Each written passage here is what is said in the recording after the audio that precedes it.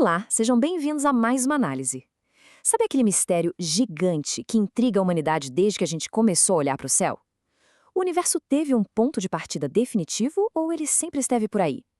Hoje, a nossa investigação vai mergulhar fundo nessa fronteira onde a física moderna bate de frente com a filosofia milenar.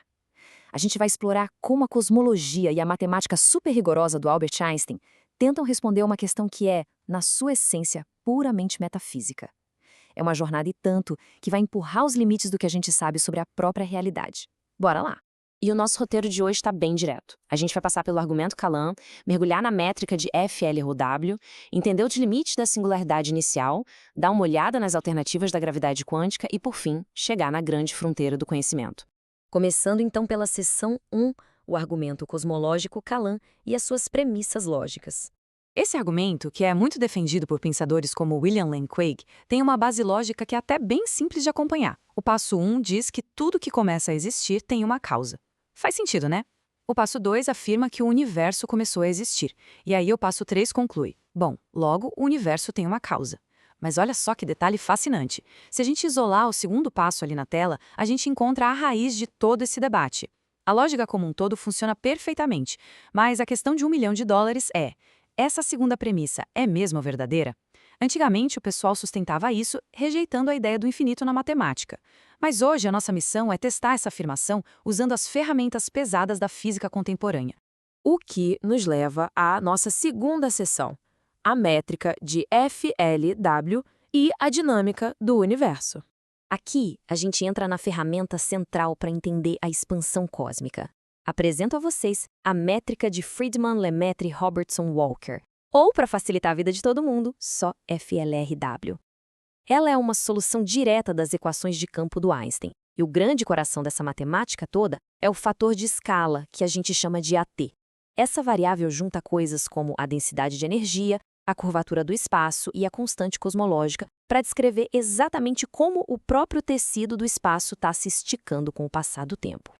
E não é só um monte de número abstrato no quadro negro, tá? É um guia super prático. Pensa assim, se a gente sabe que o universo está se expandindo hoje, a gente pode muito bem usar essa equação para rodar o filme de trás para frente, rebobinando o tempo. E quando a gente faz esse exercício de voltar as equações para o passado, olha o que acontece ali na primeira coluna. O universo encolhe, o fator de escala vai diminuindo cada vez mais e, como resultado lógico, a densidade de energia vai lá para cima. É como se absolutamente toda a matéria do cosmos estivesse sendo espremida num espaço cada vez menor. Mas o pulo do gato dessa tabela está na segunda coluna, o limite. Quando a matemática atinge o momento zero, valores físicos como densidade e curvatura simplesmente disparam para o infinito. É um cenário tão extremo, mas tão extremo, que a física clássica começa literalmente a gritar por socorro. E isso nos joga direto na seção 3, os limites da singularidade inicial e a tal da incompletude geodésica. Essa ideia da singularidade inicial levanta muitas sobrancelhas, e a gente precisa fazer uma pausa importantíssima aqui para acertar os conceitos. A gente não pode interpretar essa singularidade automaticamente como um pontinho físico real lá atrás, onde o universo brotou do nada. Não é bem por aí. O gigante Stephen Hawking e Roger Penrose provaram que o espaço-tempo é geodesicamente incompleto no passado. Palavra difícil, né? Mas na prática, o que isso significa? Significa que as trajetórias de qualquer coisa que esteja viajando por esse espaço-tempo não podem ser estendidas indefinidamente para trás. A teoria da relatividade geral do Einstein literalmente quebra. Ela deixa de ser válida ali. Então, em vez de ser a prova irrefutável de um início absoluto, a singularidade é, na verdade, só o ponto exato onde a nossa régua matemática se parte no meio. Aí é super natural a gente se perguntar: peraí, se a gente encontrou um limite no tempo, isso já não é a prova daquela segunda premissa do argumento Calan? O universo começou? Calma lá, porque existe um contraste bem claro aqui. A cosmologia baseada na física clássica dá, sim, evidências fortíssimas de que o universo tem um passado finito. O tempo, do jeito que a gente conhece, bate no muro lá no passado. Mas a ontologia, a metafísica, exige um começo absoluto, aquela transição misteriosa do nada para o algo. E como a relatividade geral não consegue descrever o que acontece na singularidade em si, dizer que o universo começou a existir nesse sentido mais profundo continua sendo uma interpretação puramente filosófica e não um fato incontestável tirado de um laboratório de física empírica. Por isso a gente avança para a seção 4, as alternativas da gravidade quântica, indo além da física clássica. Bom, já que a gente não pode confiar nas equações do Einstein quando o relógio marca zero, a ciência corre para formular teorias de gravidade quântica, para tentar decifrar aquele ambiente caótico. E a grande revelação aqui é que essas propostas frequentemente tentam evitar a ideia de um início absoluto. A gente está falando de modelos super complexos.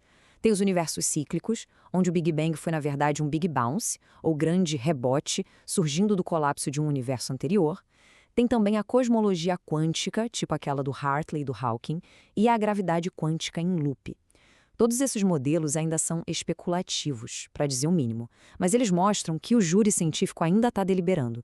Eles querem substituir aquela singularidade problemática por novas estruturas que poderiam, quem sabe, estender a história do cosmos para muito antes do Big Bang clássico. E assim a gente chega na nossa última parada, a seção 5, a fronteira do conhecimento entre a ciência e a metafísica. O que fica muito claro da nossa análise é que usar a métrica FLW no contexto do argumento Kalam é um esforço gigante para tentar conectar o quadro completo da nossa existência. Por um lado, a cosmologia moderna fortalece imensamente a plausibilidade de que o universo tem, sim, um limite temporal. O nosso universo observável não é infinitamente velho. Ponto. Mas é fundamental reconhecer os limites das nossas ferramentas. A ciência foi lá e encontrou a parede do Big Bang, mas ela não consegue afirmar de forma conclusiva o que ou quem construiu essa parede. A questão do começo absoluto não está encerrada. Pelo contrário, virou um campo de exploração absolutamente fascinante, onde a ciência mais rigorosa acaba esbarrando de frente com as maiores questões da teologia e da filosofia. E é exatamente com essa provocação de explodir a cabeça que a gente vai fechando a conversa de hoje. Diante dessas equações maravilhosas que decifram a dança de galáxias inteiras, mas que travam na hora de explicar o momento zero, fica a grande dúvida no ar. Se a física clássica falha no limite absoluto e a física quântica tenta contornar isso, o conceito de um começo verdadeiro é realmente uma necessidade do universo? Ou será que é só uma necessidade da nossa mente humana tentando encaixar as coisas para conseguir entender? Essa é uma reflexão daquelas que continuam ecoando nos centros de pesquisa pelo mundo todo. Fica aqui o convite para a gente continuar explorando os mistérios do cosmos. Um grande abraço e até a próxima análise.